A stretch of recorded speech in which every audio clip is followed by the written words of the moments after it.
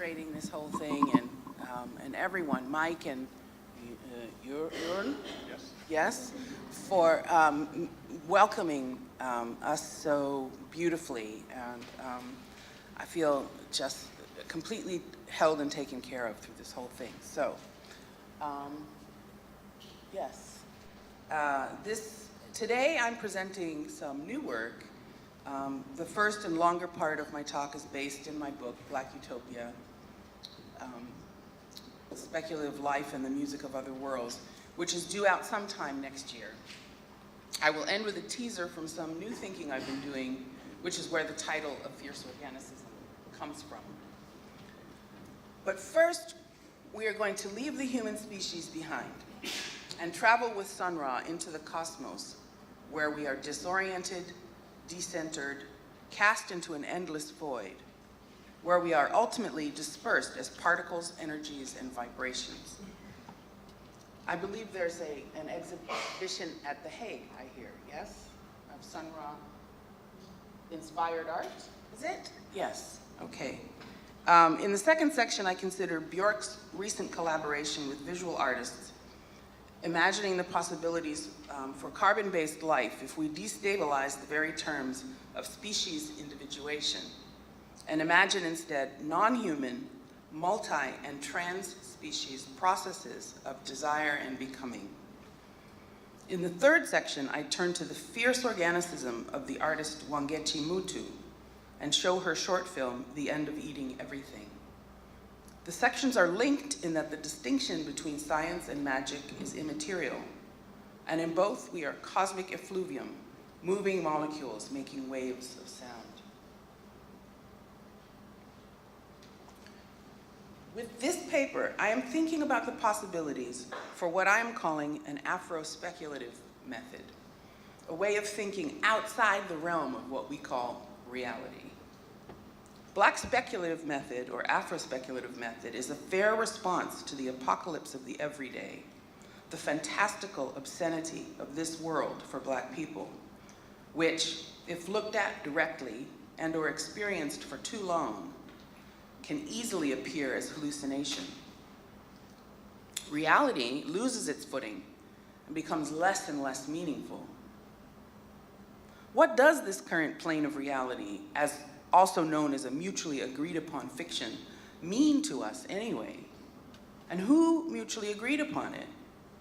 Since we didn't seem to be asked, it would make perfect sense that we would be more in touch with and at home in other realities. All of us might very well have extrasensory access to the afterlife, or be particularly open to other forms of material existence, other forms of energetics, sonic and haptic, as well as visual. An Afro-speculative method requires a complete break with time as we know it, an entirely new paradigm. And as my lovely friend Tavia and Nyong'o emphasized, this is not necessarily Afrofuturism. Rather than postponing a then and there, I argue for a spatial temporal fold within the here and now. This is not Afrofuturism. I suggest that we see and feel our way into an altogether different space and time, which is not discoverable along a human timeline. In this age of extinction, that was the introduction, and this is another part, okay. In this age of extinction, we are called to turn our speculative imaginings away from fears and fantasies of technological triumph, and turn them towards envisioning new modes of being, embedded within larger ecologies and a vast unknowable cosmos. Finding ourselves floundering at world's end, the material world shocks us out of the anthropocentric certainty that humans are exceptional in the universe. We know by the thundering around us that, despite human delusion, nothing can be or was ever mastered. Even as we swim in the data streams and algorithms of high capitalism, those aware of the immeasurable quality of things know that it is pure folly to believe that everything can be converted to code and information. Some speculation, like the huge and moneyed dreams of the bioengineers, seeks to maintain human control of the elements. But as temperatures rise, I suggest we look to forms of radical speculation that destabilize the idea of human supremacy, in fact, question the very idea that the human exists at all or will continue to exist. I suggest we embrace in awe new epistemological and ontological possibilities, understanding that the processes of change may not include humans as we think of ourselves at all. In his concept of ecological thought, Timothy Morton is deeply disturbed by some deep ecology that, quote, anticipates a day when humans are obliterated like toxic vermin, or virus or vermin. My provocation is not a concession to the deep ecologists or to a nihilistic notion of human obsolescence, but it is a provocation for so-called humans to die a certain kind of death. We wouldn't cease to exist. We could join this swirl of matter and vibration that stretches beyond what we are capable of comprehending in our present state.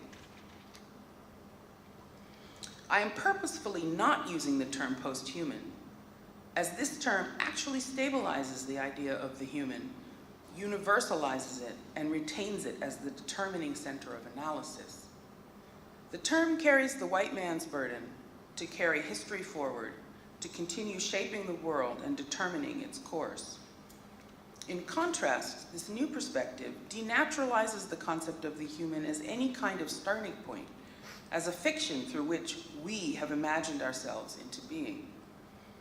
We turn away from Darwin as we sense the need for a deep epistemological shift. At this point, I am using the term we loosely. As Sylvia Wynter explains, the term human was conceived by Europeans as a category of exclusion, developed for their systems of slavery and colonialism to rationalize domination and conquest. The concept is a fundamentally hierarchical construct which uses racial, gendered, and ableist taxonomies. Wynter's call, however, is ultimately for a new universalism, as she posits the possibility for what she calls a new genre of the human, an understanding of ourselves based in an entirely different episteme. She writes, and I'll slow down because she's rather complicated, yeah.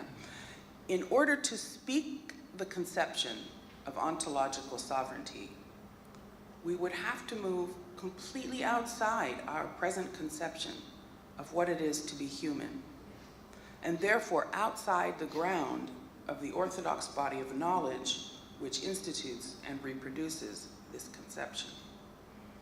I could have had that on the slide, right?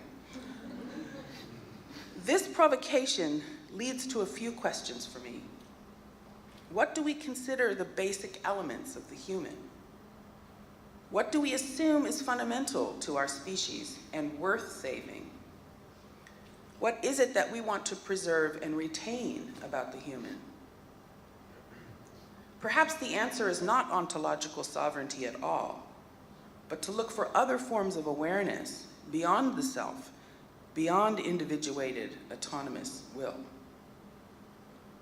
I am interested in what happens when we completely abandon the idea of the human, when we denaturalize the assumptions the term carries regarding subjectivity, evolution, species, and sentience. Ultimately, we move from Wynter's call for a new genre of the human to new genres of existence, entirely different modes of material being and becoming. We can look to the musician Sun Ra for some earlier refusals to adhere to notions of the human. Ra is not concerned with preserving the species.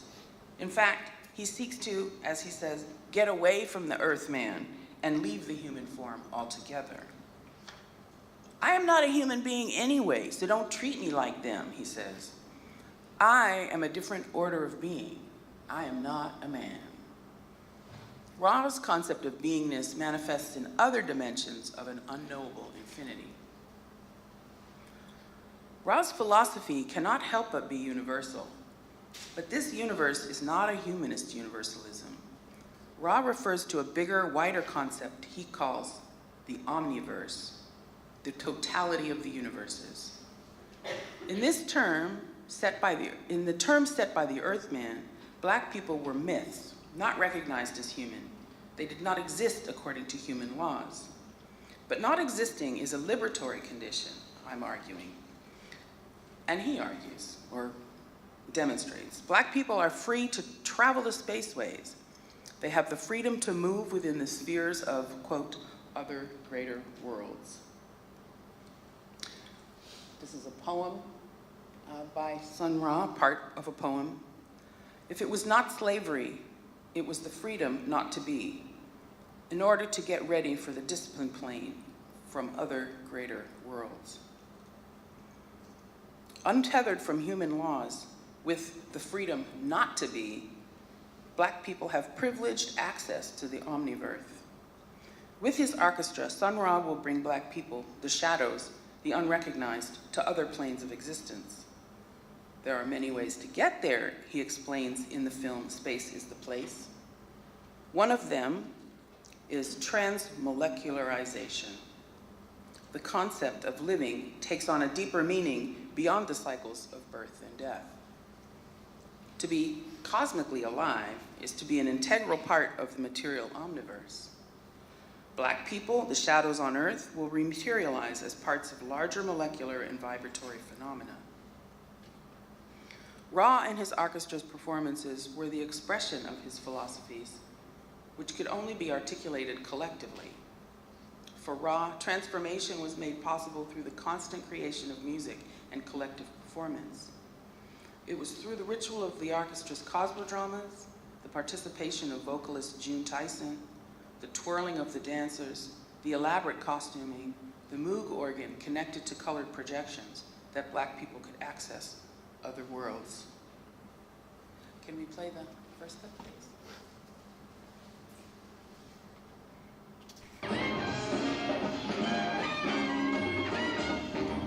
Calling planet Earth, calling planet Earth, calling planet Earth, calling planet Earth. I am a different order of being, calling planet Earth.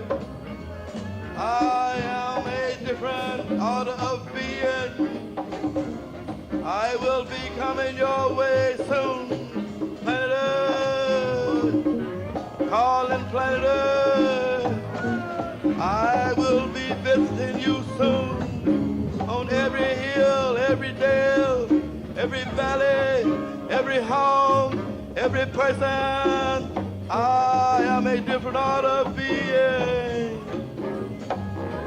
I represent a different kind of horizon, another kind of sunrise, another kind of sunset, sunrise, sunset, same sun is shining that was shining then.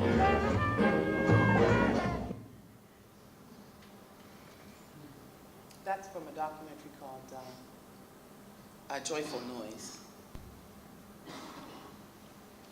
Sun Ra is often thought of as an early statesman for Afrofuturism.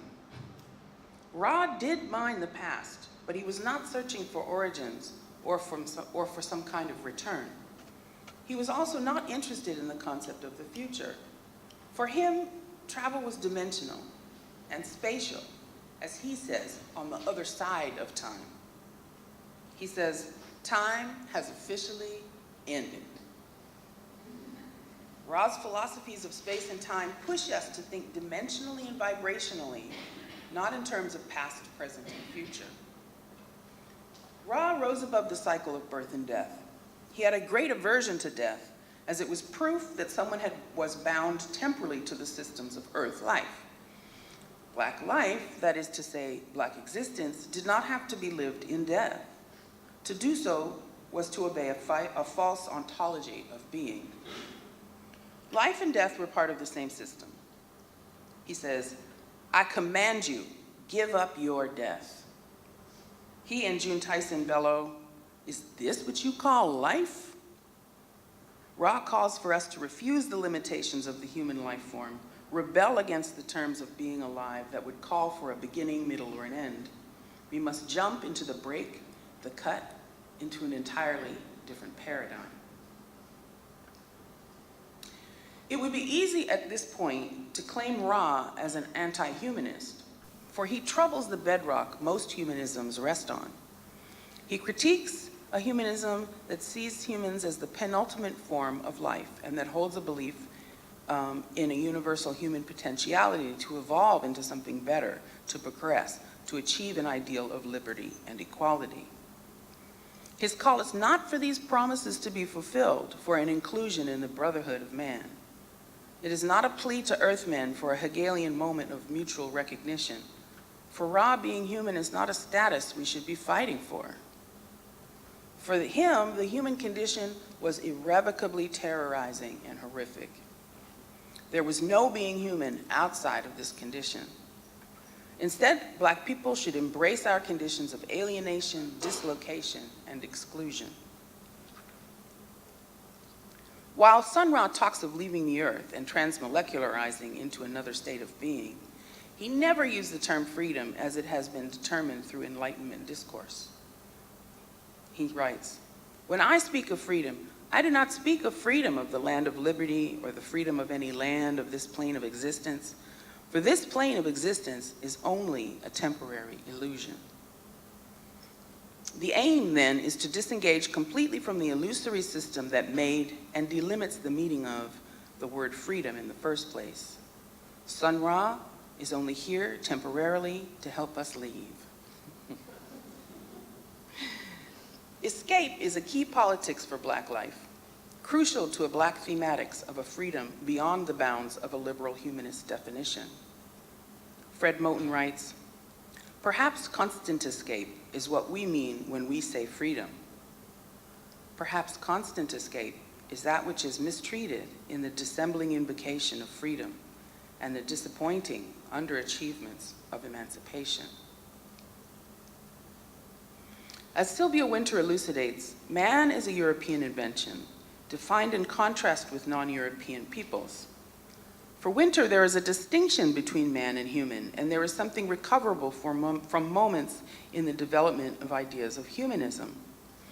In reply to the question, why not abandon humanism? She replies that some version of the human can be created if we complete the partial emancipatory breakthrough at the level of human cognition that the voyages of Columbus had made possible. Quote, it was a quote, "Autonomy, freedom for the individual, are precepts she wishes to retain. Completion for Wynter is through the breaks these moments made possible, the ability for humans to progress and improve by pulling back the ideological deceptions that have blinded us. To do so opens up the possibility of imagining the human differently for, as she puts it, new genres of the human. For Ra, man is also a construct, though he does not distinguish it from the term human. The word man is but an image symbol," Ra writes, "with a manufactured history." Ra's philosophy would seem to overlap with Wynter's hope for ability for humans to see their own ontological foundations, to untie themselves from ideas of man. But Ra does not share the agenda of re-enchantment or renewal. Ra exclaims, "Man is a horrible word to galactic beings." For Ra, the aim is not a reformation or even a transformation, but a complete break with the human. Ra's call is for a new genre of existence, an entirely new mode of material being. Black people must let go of the ideas of the earthman, not only face but join the void, the nothing, a place we cannot know. To become a citizen of the omniverse is to become a diffusive self, decentered and destabilized.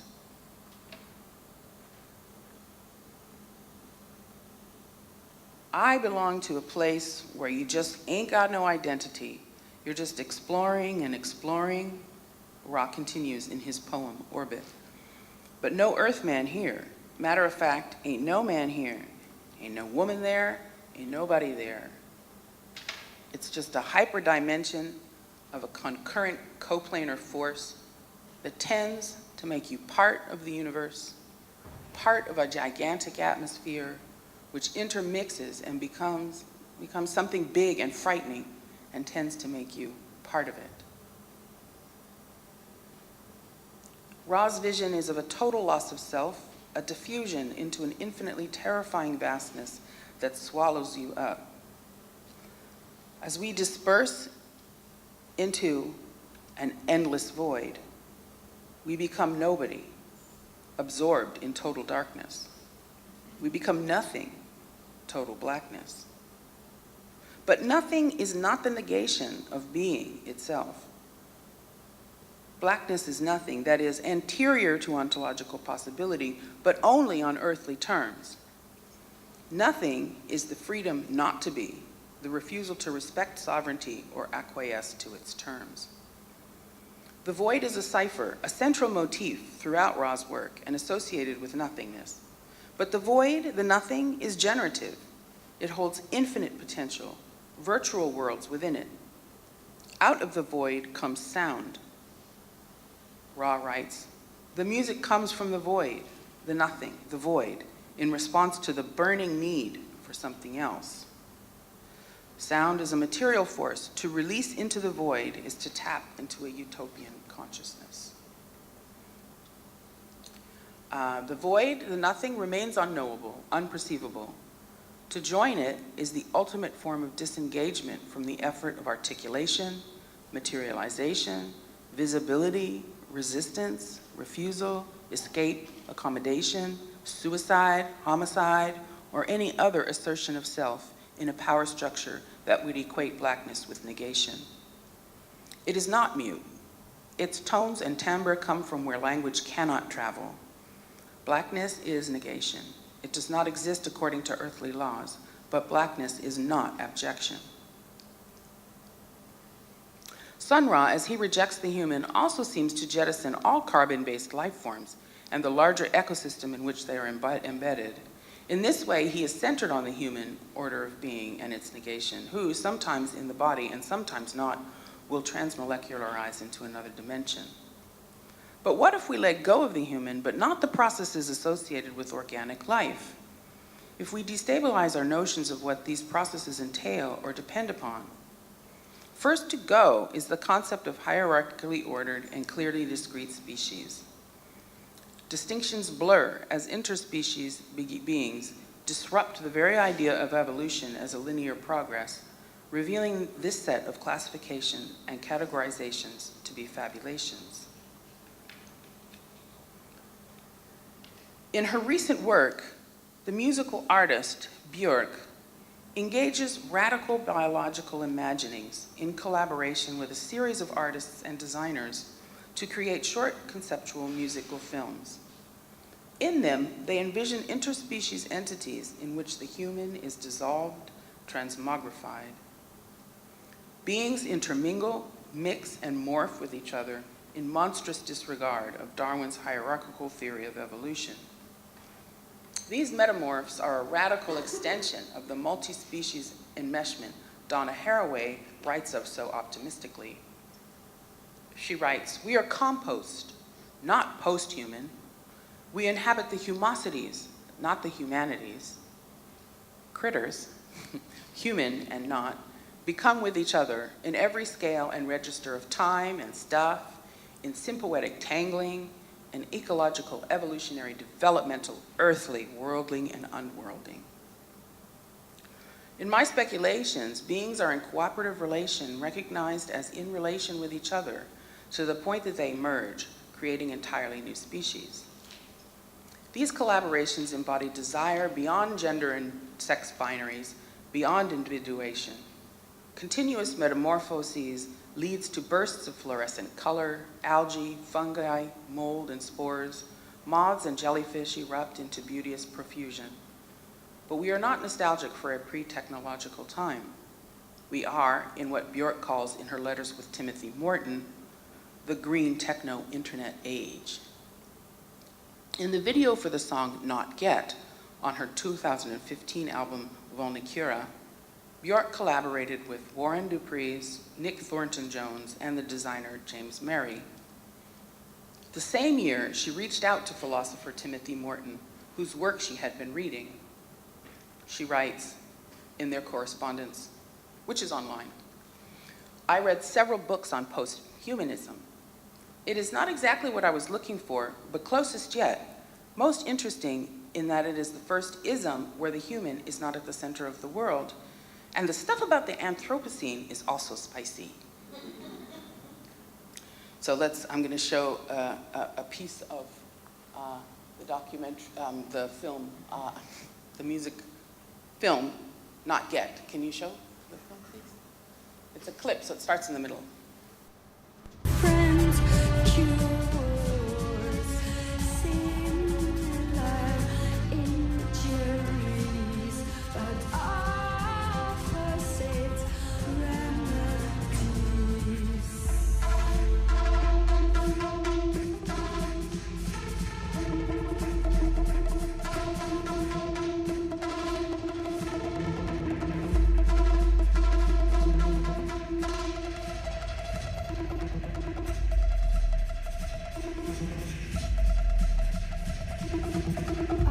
After our love ended, your arms don't carry me.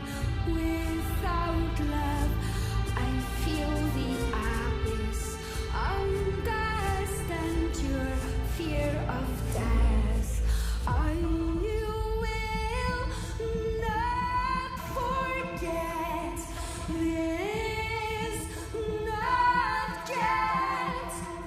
Will you not regret having love let go? After our love ended, your spirit entered me. Now we are the guardians, we're cheaper, safe from death.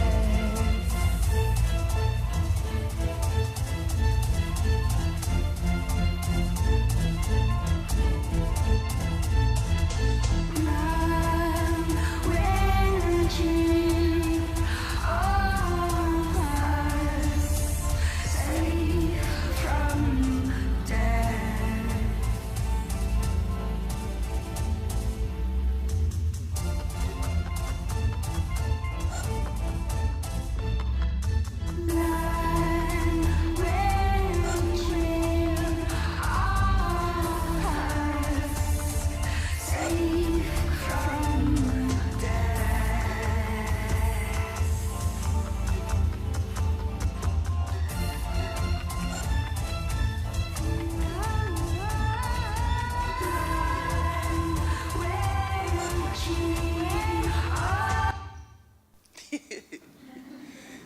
It's wonderful. It's 6 minutes long. It's a little dark, so we're missing some of the transmogrification that's happening as she turns from a moth, and then the face grows with moss and fungi. And anyway, yes, I think I wrote a little bit more here. This turn to radical biological imaginings looks to beings whose life cycles are heterogeneous. The moth, for instance, goes from egg to larval stage, and after 5 shedding periods, or what are called instars, it forms a cocoon before it emerges as pupae. Bjork's face is covered in fungus or decaying, yet death does not indicate an ending, as she transforms from a nocturnal moth to an aquatic-like, glowing, phosphorescent coral. Her head becomes alive with these beings, each animal that lives with a plant inside it, which I just learned about coral. A coral reef forms around her face, covering it. Beautiful varieties spring forth. Blue spores explode from the bright green globe that was her skull, and a phosphorus crown wraps itself around her head. It is a distinctly unhuman species, perhaps a jellyfish or an octopus, species that Darwin put at the bottom of his list in terms of sentience and intelligence. It is ultimately the mutated speculation of evolved interspecies past the human. The emphasis here is on the process of transformation, of becoming, a becoming not centered on life as cyclical, but as mutational, constant, full of the unexpected, startling possibilities beyond our framework. Now I'll turn to Wangechi. The artist Wangechi Mutu's work is another place we find wondrous interspecial beings, snakes, fungus, fish, birds, dismembered and recombined. Her work has an organicism irrevocably affected, transmogrified by an ecologically destroyed environment. The versions of symbiosis, cooperation, coexistence, the blurring of boundary between self and other in Mutu's artworks are much darker, stripped of the hope for sustainability, environmental justice, or ecological preservation, or the notion that anyone anywhere could engineer any of that. Nothing is in control or in the interest of human well-being or survival. Mutu's work is a collage. Mutu's work in collage, video, sculpture, and installation articulates women's bodies as fractured, dislocated, fantastical. Women are her constructs, her fabulations.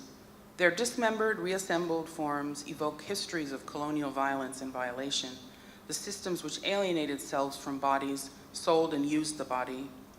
Her work links bodies and commerce, showing the nexus as the basis for capitalist exploitation of beings and the planet. Okay. In her works, bodies are not recovered or restored, but re-enlivened, sometimes on the other side of death. Often there is a curious relationship to reproduction. Often violently affected bodies give birth to distinctly unhuman forms. Her work refers to the technological wonders of the 21st century, which are sourced and produced in the global south. Primarily mined in Africa, the ore coltan is one of the conflict minerals, which electronic products like cell phones and computers rely on for their tantalum capacitors. These wondrous gadgets are assembled most commonly by women of color. Once obsolete, the computers and phones are shipped back to China and Africa. In places like Accra, Ghana, and Guangzhou, China, communities forage a living, sifting through and burning mounds of toxic waste to extract the copper that they can sell. Treated as non-humans, as profound alienation shapes Black existential unreality. It's as if we have been caught in the future and brought backwards to create the modern. Her landscapes are filled with the detritus, the refuse, the shit consumer capitalism produces. Her shapes evoke, for example, the Great Pacific Garbage Patch between California and Hawaii, the biggest of 5 islands of plastic amassing in the oceans. 1.6 million kilometers, or 100,000 tons of plastic. The terrain of her work gives a glistening, oily surface and depth to the devastation of the ecological world. Mutu's works evoke for me an insistent, fiercely organic response to this devastation. And can we run the video? This piece is called The End of Eating Everything, which Wangechi Mutu was kind enough to give me a watermarked version of to show. And I won't say more about it.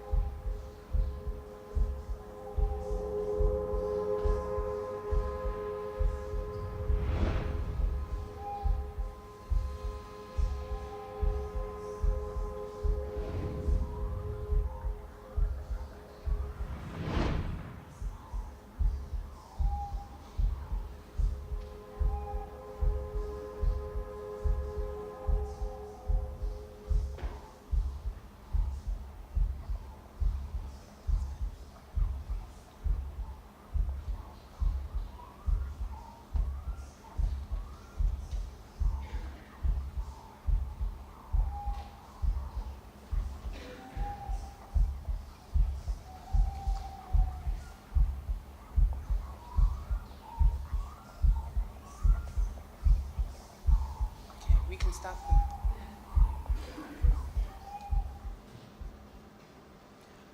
So it was a bit dark, that the version, but there is a 3-minute, I believe, trailer online if you want to get a sense of the richness of the colors. I'll speak a little bit to it here. Birds sway in the air that has an uneasy viscosity to it. Arms wave like cilia or anemone tentacles in the ocean. Bodies, tires, and other refuse are seen in processes of ingestion, decay, and decomposition. This voracious and bloated entity, slick with what looks like oil spills and puddles of toxic chemical waste, seems able to digest everything, expelling great plumes of toxic gases.